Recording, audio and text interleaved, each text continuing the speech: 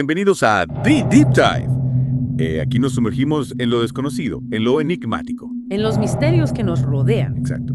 Y hoy nos adentramos en una leyenda que, bueno, ha cautivado y a la vez aterrorizado a generaciones. Una leyenda que susurra el viento que se refleja en las aguas oscuras. Es la Llorona, una figura fantasmal vestida de blanco, su llanto, un lamento desgarrador que resuena cerca de los ríos, eternamente buscándolo. Buscando a esos hijos perdidos. De sus hijos perdidos. ¿Qué secretos se esconden tras esta leyenda? Para esta inmersión tenemos como punto de partida, como base, la entrada de Wikipedia sobre La Llorona. Ahí ya podemos ver la complejidad de esta figura. Mucho más que un simple cuento para no dormir. Mucho más. Lo que realmente inquieta, lo que nos hace estremecer, es que la creencia en seres como la Llorona ya existía antes, mucho antes. Antes de la llegada de los españoles a América. Formaba parte, estaba arraigada en la mitología de culturas mesoamericanas. ¿Cómo, por ejemplo? Como la azteca. Mucho antes de la conquista ya estaba allí. Es escalofriante pensarlo, ¿no? Una figura así, tan antigua, tan arraigada en la historia, y que todavía siga resonando con tanta fuerza. Con tanta fuerza en el imaginario colectivo. Es porque conecta con miedos ancestrales, con el dolor de la pérdida, con la culpa, el remordimiento. Claro, son temas universales. Exacto. Fíjate en Xihuacuatl, Xihuacuatl. la diosa azteca del parto, pero que también estaba asociada, fíjate, a los espíritus de las mujeres que morían al dar a luz. Qué terrible. Perros se decía que vagaban por la noche llorando, lamentándose por sus hijos perdidos. Es una imagen, desde luego, desoladora. Una diosa que representaba la vida, pero también la muerte. De alegría del nacimiento. Y la tragedia de la pérdida. Y aún más inquietante, si cabe, es la figura de Chocacihuatl, Chocacihuatl. cuyo nombre significa literalmente mujer llorona. Mujer llorona. Era el espíritu de la primera mujer que murió al dar a luz. Y sus llantos, fíjate, se consideraban un presagio de fatalidad. Es como si la figura de la Llorona, con diferentes nombres, con diferentes matices, ya existiera, ¿no? En el tejido mismo de la cosmovisión prehispánica. Y con la llegada de los españoles, ¿qué pasó? ¿Cómo se fusionaron estas creencias con las del Viejo Mundo? Y se produjo un sincretismo fascinante, una mezcla, ¿no?, de elementos indígenas prehispánicos con los elementos españoles. ¿Dando lugar a la leyenda? Tal como la conocemos hoy. Piensa en las damas de blanco del folclore español. Espectros, ¿no? Asociados al agua, a la muerte, a presagios. Es como si esos elementos se hubieran unido a las creencias preexistentes, creando una figura aún más ¿Más poderosa? Más aterradora. Precisamente. Y la figura de la Malinche, la mujer indígena que ayudó a Cortés durante la conquista, también se entrelazó con el mito. Claro, una figura muy controvertida. Su historia, vista por algunos como una traición, añade una capa, ¿no?, de complejidad De culpa. al personaje de la Llorona. Una leyenda con tantas capas, con tantas lecturas. Y me imagino que al extenderse por Latinoamérica, la historia se adaptó, ¿verdad? Claro, a cada región, a cada cultura. La esencia de la leyenda. La mujer que llora por sus hijos permanece constante, pero Los detalles las motivaciones. varían enormemente.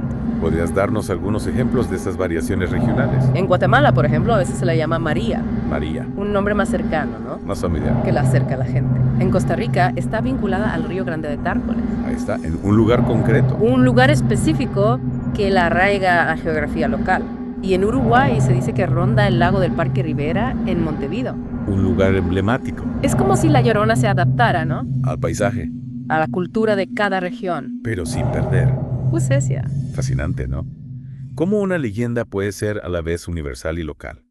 Y las razones por las que la Llorona mata a sus hijos también varían. Mucho. A veces se atribuye a la locura, otras a la venganza Venganza contra. un amante infiel.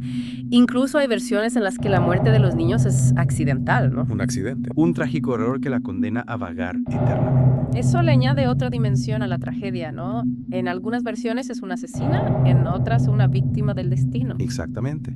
Y su apariencia también varía. Siempre es una mujer vestida de blanco, con el pelo largo y oscuro, pero a veces se la describe como esquelética, descarnada. Mientras que en otras. Tiene rasgos monstruosos, incluso de caballo. Esa imagen es realmente inquietante. ¿Y a qué se debe esta mezcla de elementos? En parte, a que la leyenda de la Llorona a veces se fusiona, se mezcla con otras historias de fantasmas femeninos, como la Cegua o la Sayona.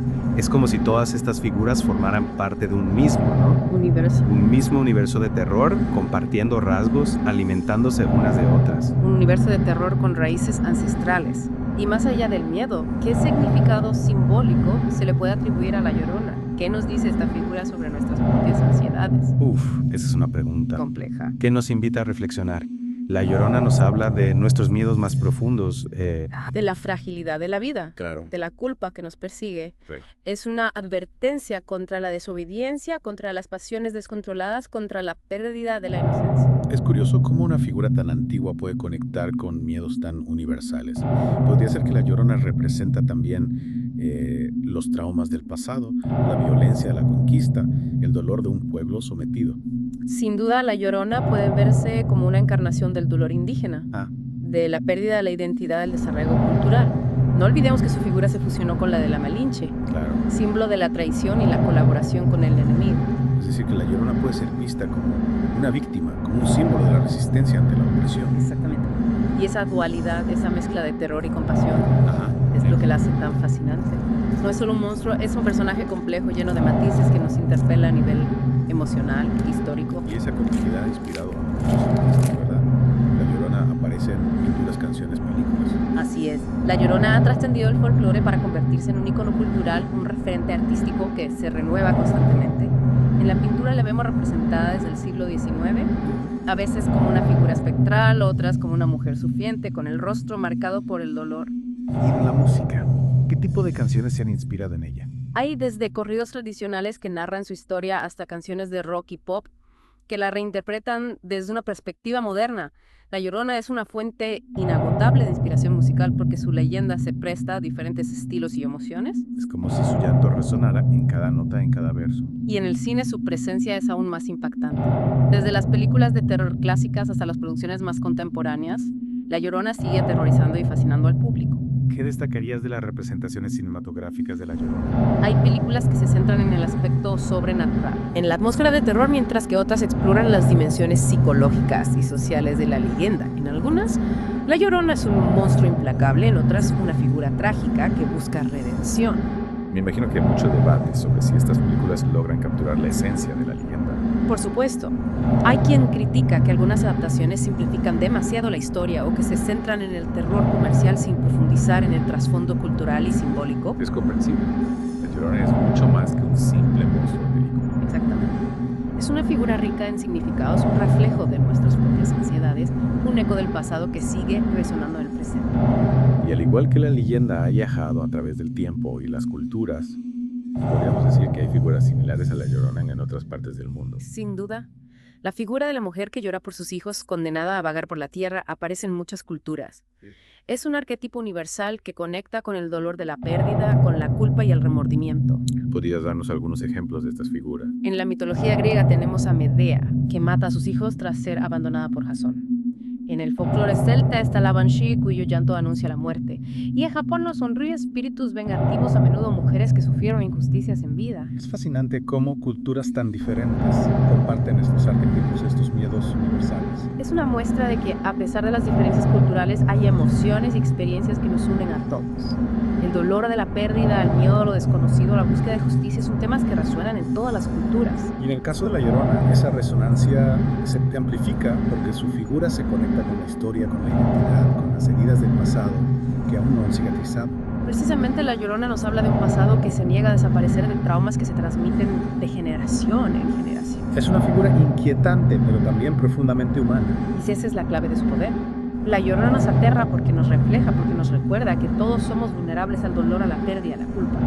Y al mismo tiempo nos fascina porque en su tragedia encontramos un eco de nuestra propia humanidad. Es increíble cómo una leyenda puede tener tantas capas, tantos significados. ¿Qué nos dice La Llorona sobre la sociedad actual? ¿Sigue siendo relevante en el mundo moderno? Yo creo que sí. La Llorona nos habla de las injusticias que persisten, de los olvidados de las voces que claman en el desierto.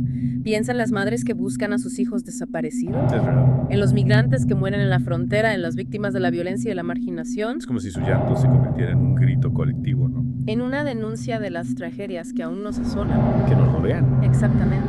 La Llorona nos recuerda que el dolor y la injusticia no son cosas del pasado, sino que siguen presentes en nuestro mundo.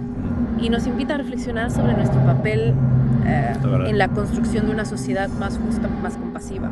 La Llorona, una figura que nos aterroriza y al mismo tiempo nos conmueve, que nos habla de lo sobrenatural y de lo humano, de la historia y del presente. Y que nos deja con una pregunta inquietante. ¿Qué podemos hacer para que su llanto se apague?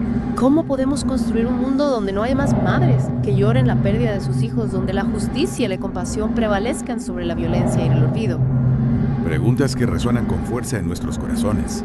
Hemos explorado las profundidades de la leyenda de La Llorona, desde sus raíces prehispánicas hasta su impacto en el mundo moderno.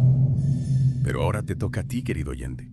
¿Qué te ha evocado esta inmersión en el misterio de La Llorona? ¿Qué miedos o esperanzas has encontrado en su leyenda? Te invitamos a compartir tus reflexiones, a seguir explorando las múltiples capas de este mito que sigue vivo, que sigue hablándonos desde las sombras. Hasta la próxima. En The Deep Dive.